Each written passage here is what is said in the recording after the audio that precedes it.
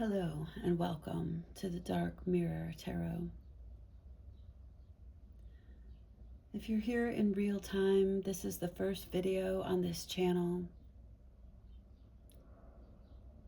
And we are under the full moon at the end of June in 2026.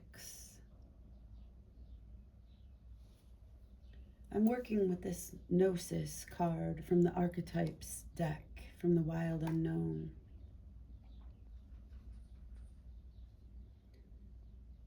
Where true knowledge is not found in facts and figures, not found in scholarly books on library shelves. Rather, Gnosis points to the deep and timeless archetypal wisdom, that which rises from the felt experience of having touched the unknown with every one of the senses.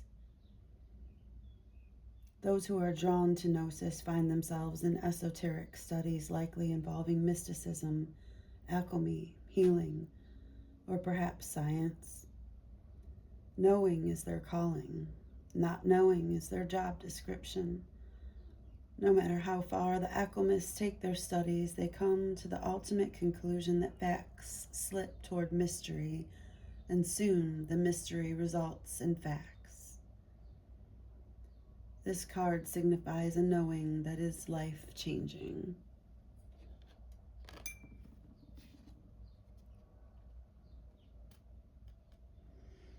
Once you experience it, you are forever changed and become a guardian of Gnosis. The eternal mystery is calling you. Study your passion in the deepest way available to you.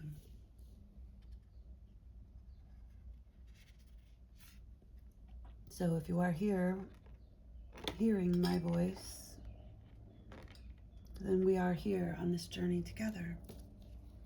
And so we begin. On my table, you'll see a reading that I did yesterday, which is a continuation of a reading that I did a few weeks ago. And it tells a story of an ongoing saga that I've been dealing with, and I think is a collective journey for many of us in our own way. And it speaks of a learned behavior, a pattern, something we hold in our DNA, in our blood, in our routines, in the way we approach life, in our ability to set boundaries, in our ability to receive, and our ability to let go. And we have a problem with a negative mentality, a poverty mindset, a victim storyline. This blocks us from our worldly abundance. We have the ability to regenerate ourselves. We hold this energy of the star and the Queen and King of Pentacles in our coding. We have the ability to hold the light, but we have absorbed much shadow.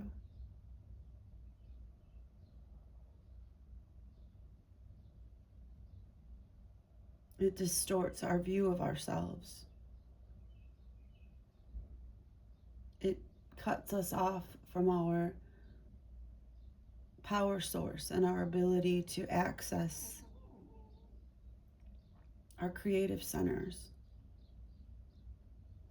It prevents our energy centers from rotating and activating in the ways that they should in order for us to be the beings that we need to be in this realm, in this reality.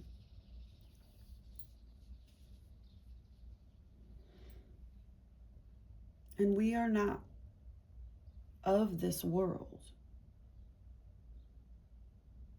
Partnership, as we idealize it, is not the way that it's going to manifest in this 3D reality. And that's something that we've been dealing with for our entire existence, for lifetimes, in these reincarnations here.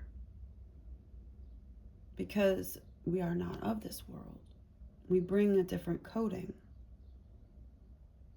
But our distorted view of ourselves blocks us from our worldly expression and our achievement of this abundance in this 3D reality. We're calcifying on the branch. We're the stone babies, unable to take the leap, twisting and grasping and clawing on to any comfort or sustenance that we may find, but it only brings us into darkness. The light that we perceive is only fantasy. The relationships that we attract to us continue to be part of this negative pattern, this devilry. Always bringing us into these cloven hooved shoes that we wear to the gatherings of hate, where we are unable to let go of what we need to let go of. We're unwilling to do the work. It's like we're in a trance, this sadness and apathy and justification of our sadness, because we continue to see the proof manifesting in our physical reality of our disappointments. We try and we try and we continue to get the same result. We continue to not be in relationship. We're giving and giving of ourselves and never feeling replenished. And yet, we are a lighthouse. We are the Ace of Cups. Through our own self-love, we can regenerate. We can overturn this Five of Pentacles energy in this 3D realm. We are the breakers of this curse. We are the trash can, not the trash can't. We have been feeding on this stew intergalactically and through lifetimes and through generations, this stew of negativity. And again, we continue to see it manifesting. We see the patterns. We see that no matter how we try, we continue to get the same result. And so we keep feeding ourselves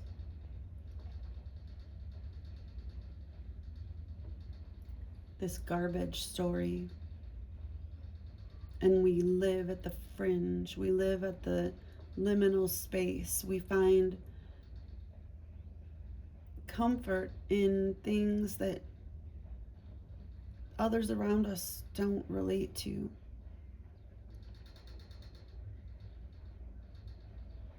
We see the dying world and we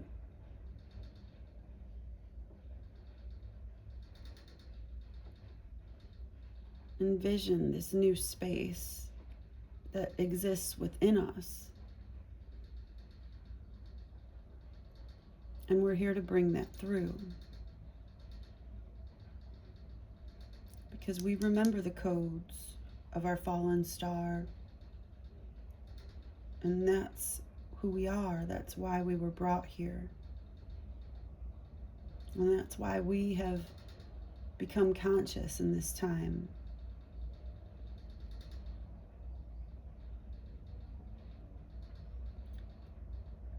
Many of us have been in this hermit energy for a long time, but it's time for us to be seen.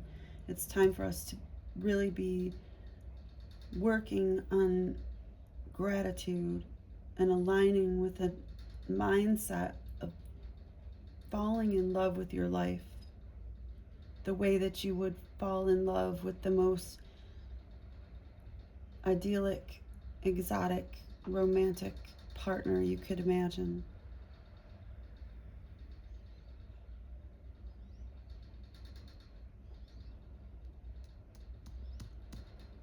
And projecting that image of what it is that you want to see, be what you want to see.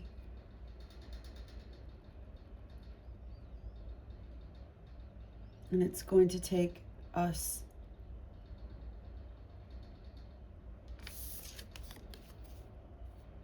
ritualizing our path, dedicating to a consistent practice of overturning this Five of Pentacles,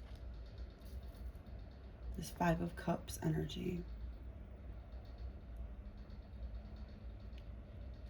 Our hopes and dreams are to be in partnership with the world, with community, with a companion, to fall in love with our life again, to be engaged in a physical way in this reality and partake in the pleasures and the joys of this existence, and to bring that coding through the sacred geometry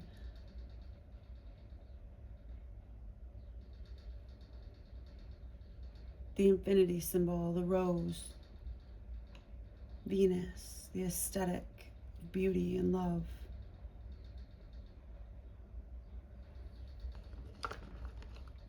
It's this dancing of the spheres.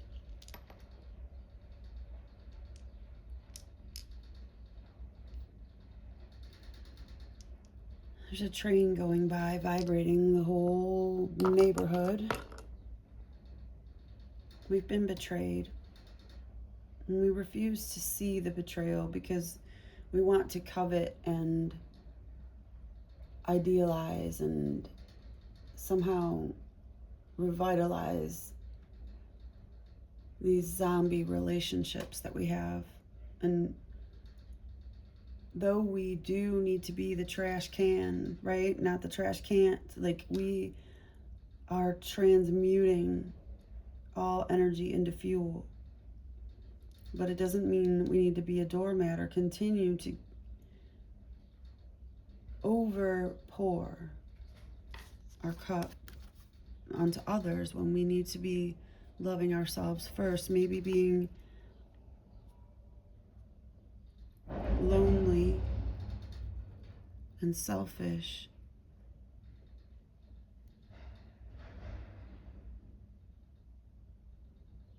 is part of the process.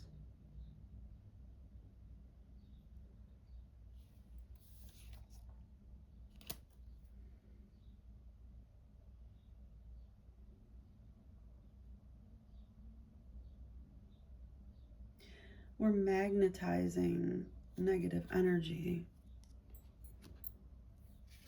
to ourselves.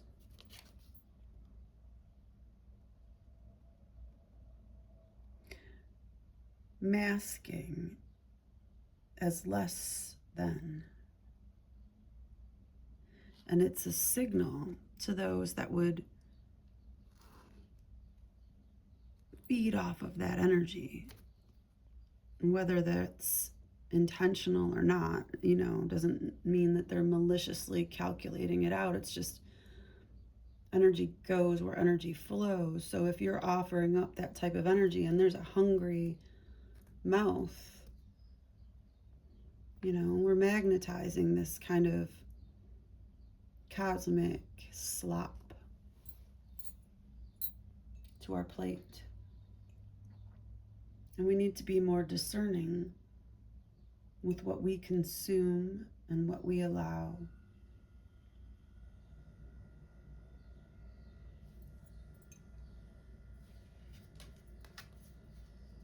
Goddess Hecate at the crossroad of destiny.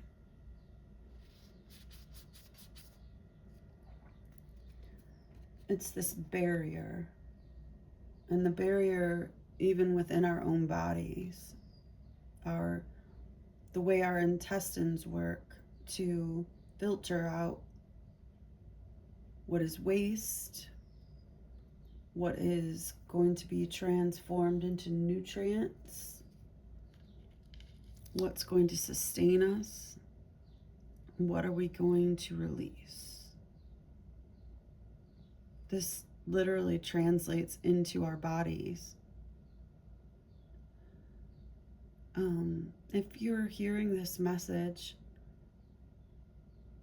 and you have chronic digestive issues, it likely, and I'm not a medical expert, please consult the right professionals, but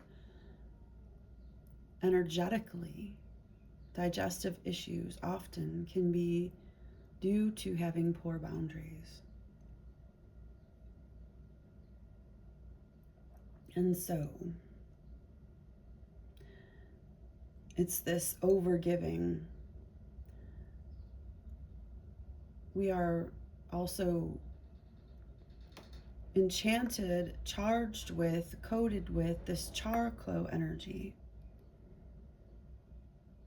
with our ability to regenerate, with our ability to heal, our ability to seek out this sort of unavailable, wounded energy and want to fix it, and want to help it, and want to see it succeed and come into its own power.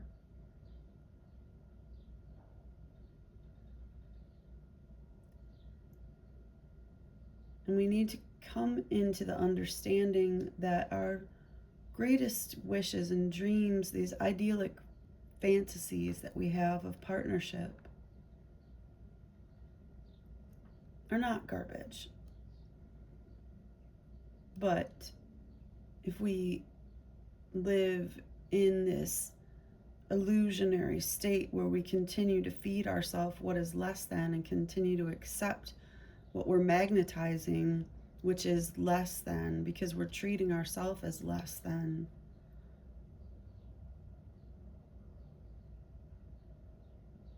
and we're creating this negative loop ourselves. And we need to be honest about where we've been betrayed and where those who we would devote ourselves to and be this in a relationship, personally, interpersonally, with a job, with however you devote yourself to your plants, to your garden, to your pets, to your housework, to your car, whatever it is that you would devote yourself to. And realize where you've been overgiving to your detriment, and that it's not actually aligned with the dance that you're supposed to be in.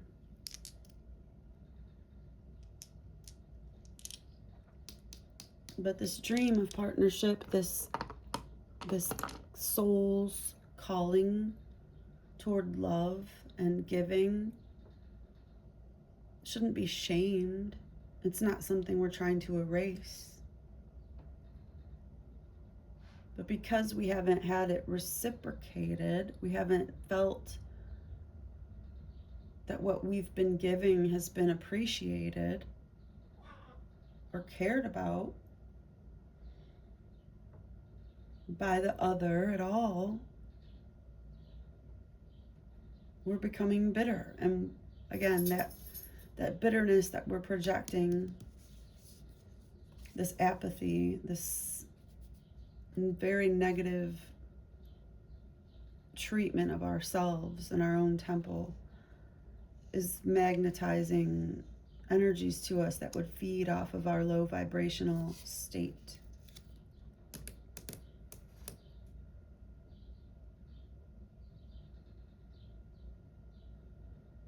And we need to activate our heart centers and be more discerning with what we consume and the fuel that we create.